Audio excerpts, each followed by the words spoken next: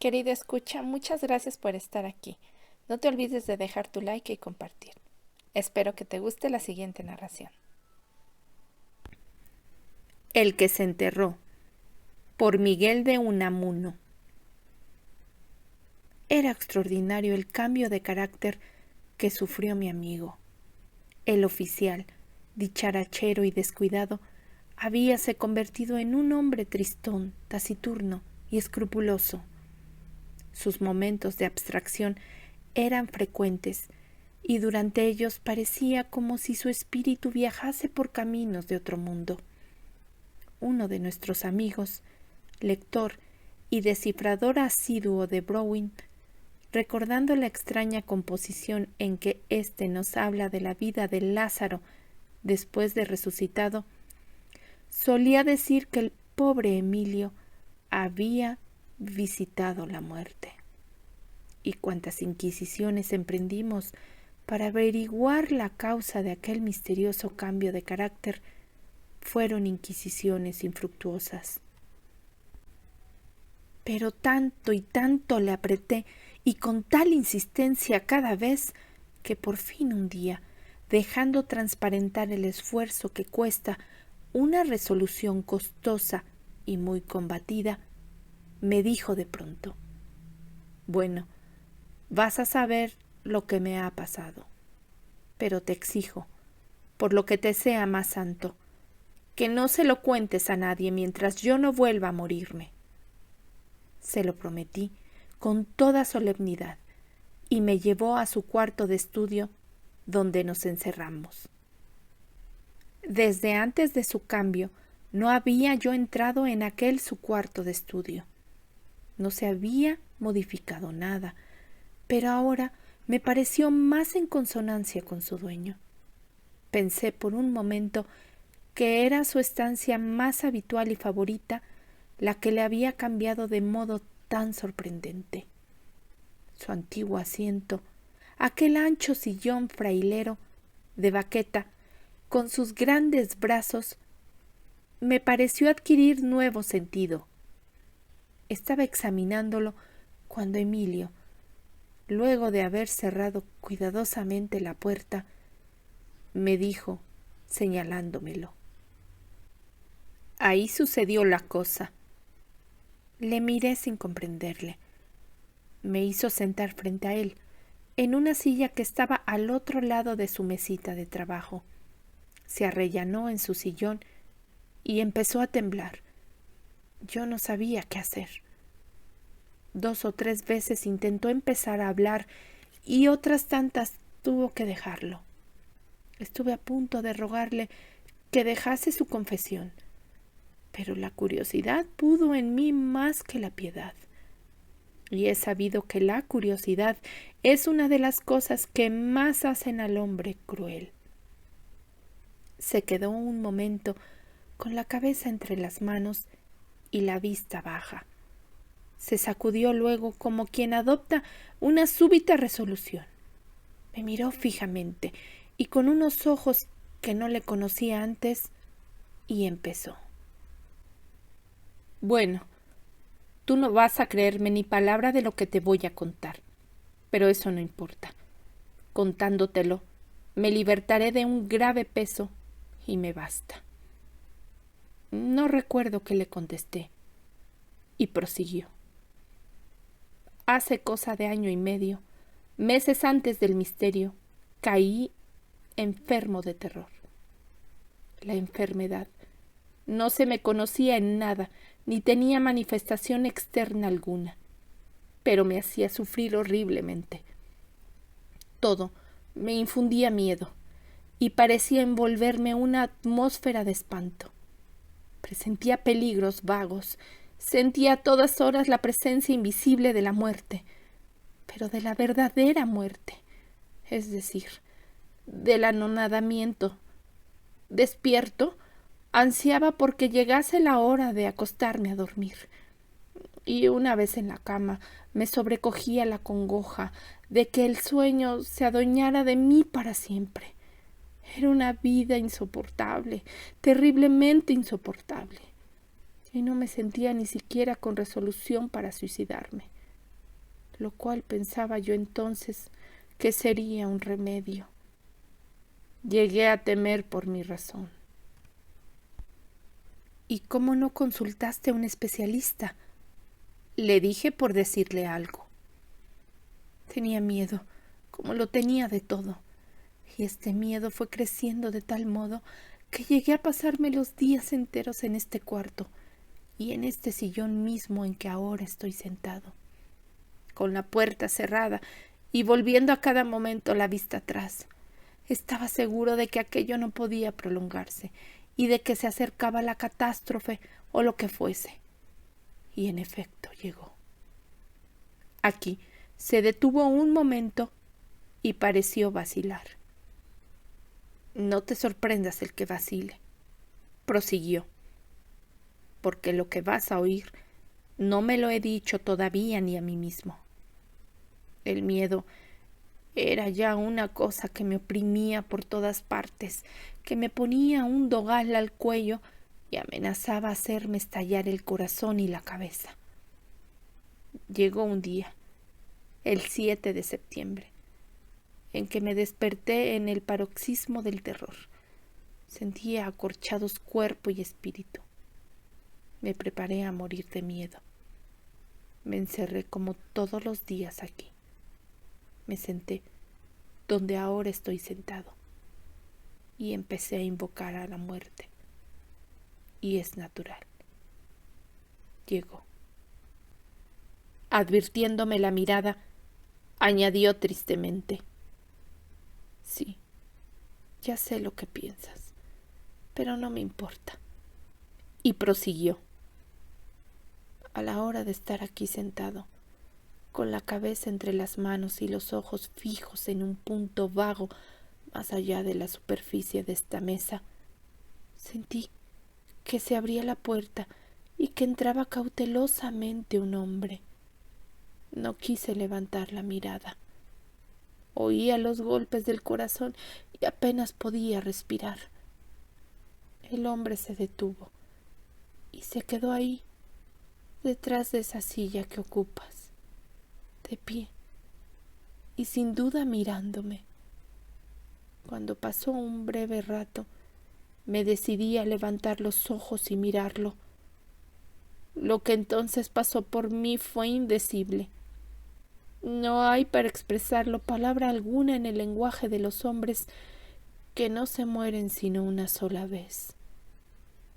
El que estaba ahí, de pie, delante mío, era yo mismo, por lo menos en imagen.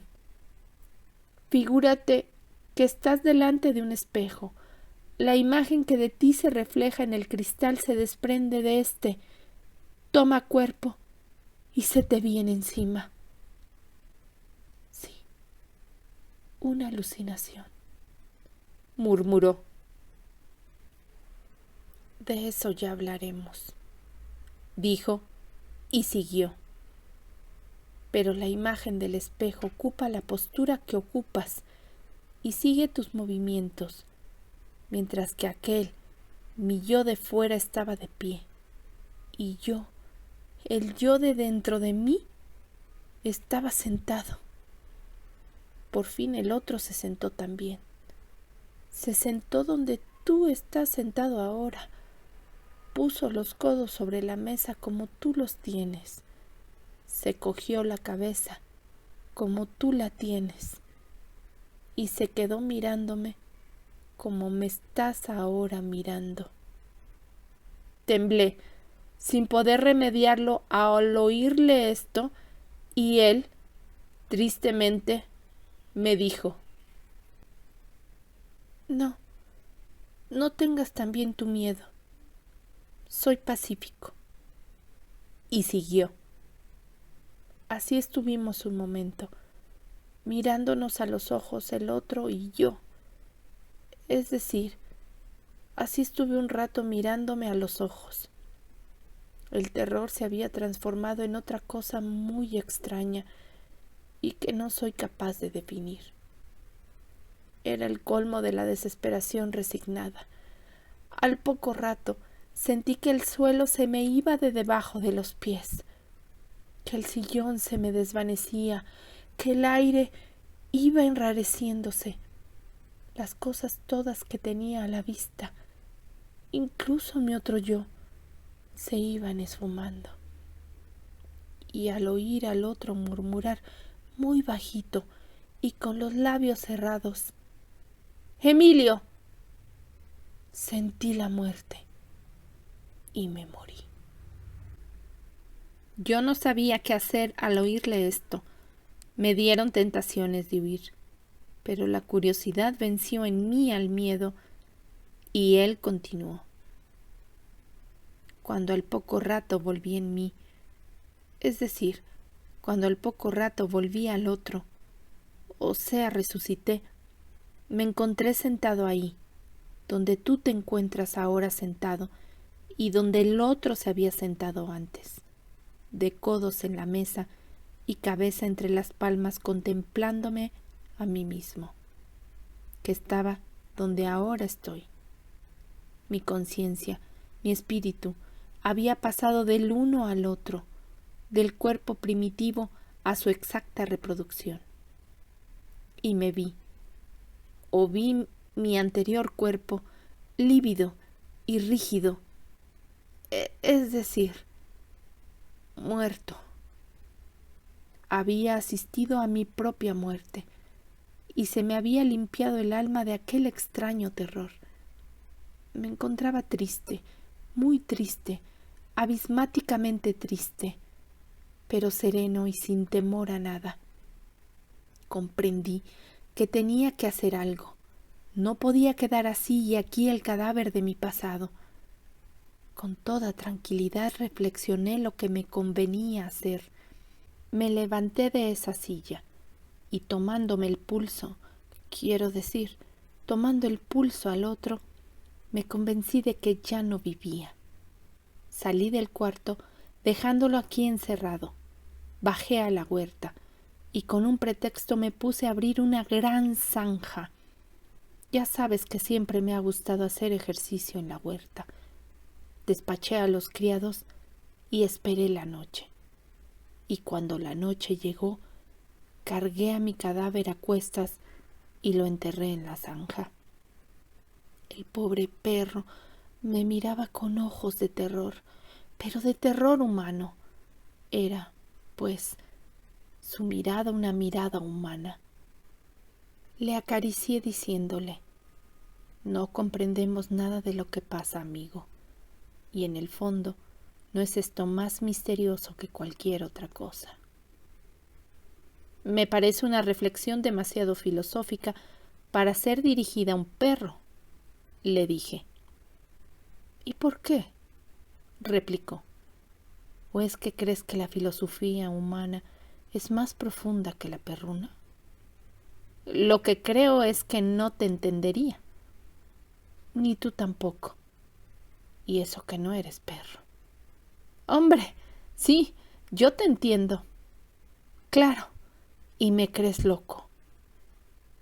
Y como yo callara, añadió: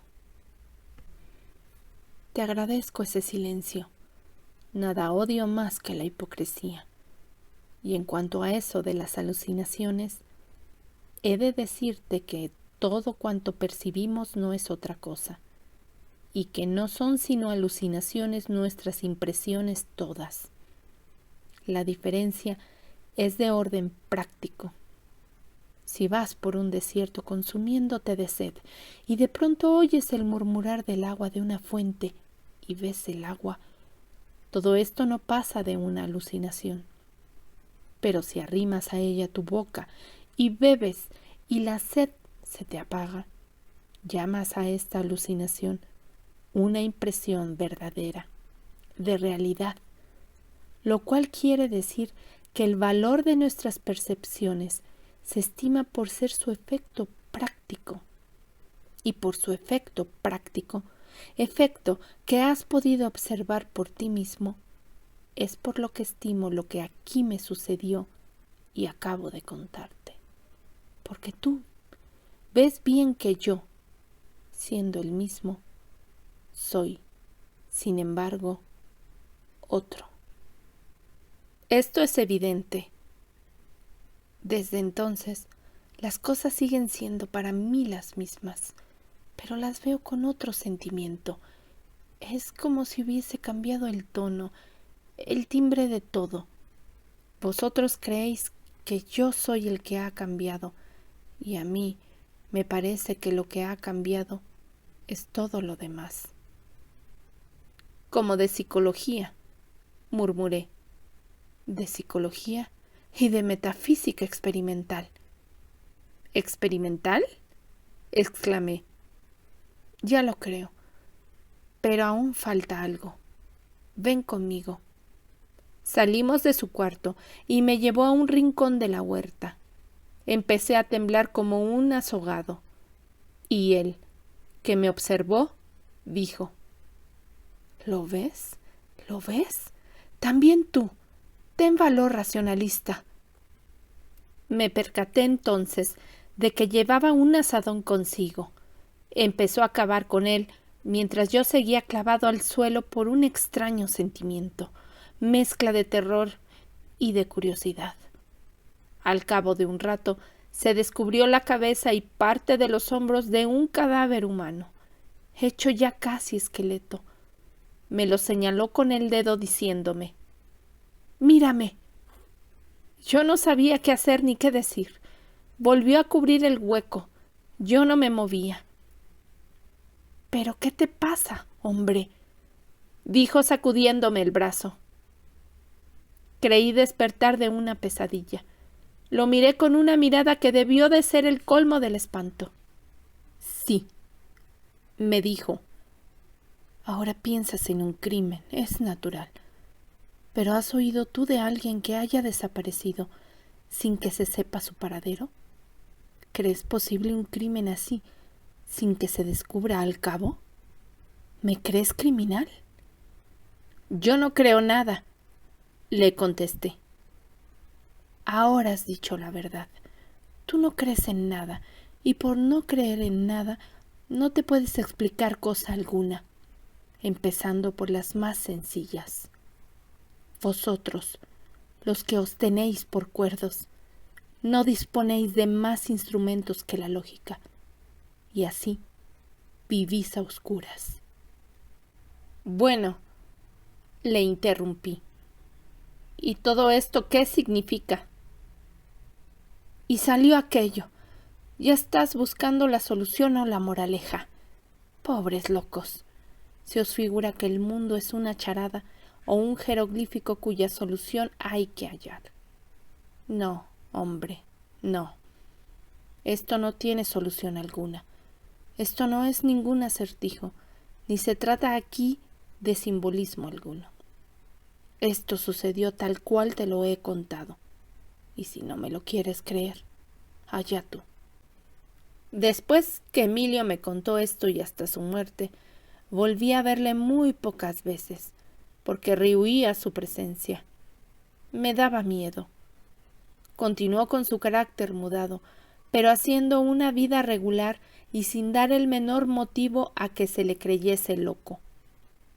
Lo único que hacía era burlarse de la lógica y de la realidad. Se murió tranquilamente, de pulmonía y con gran valor. Entre sus papeles dejó un relato circunstanciado de cuánto me había contado y un tratado sobre la alucinación. Para nosotros fue siempre un misterio la existencia de aquel cadáver en el rincón de la huerta, existencia que se pudo comprobar. En el tratado a que hago referencia sostenía, según me dijeron, que a muchísimas personas les ocurren durante la vida sucesos trascendentales, misteriosos, inexplicables, pero que no se atreven a revelar por miedo a que se les tenga por locos. La lógica, dice, es una institución social y la que se llama locura una cosa completamente privada. Si pudiéramos leer en las almas de los que nos rodean, veríamos que vivimos envueltos en un mundo de misterios tenebrosos, pero palpables.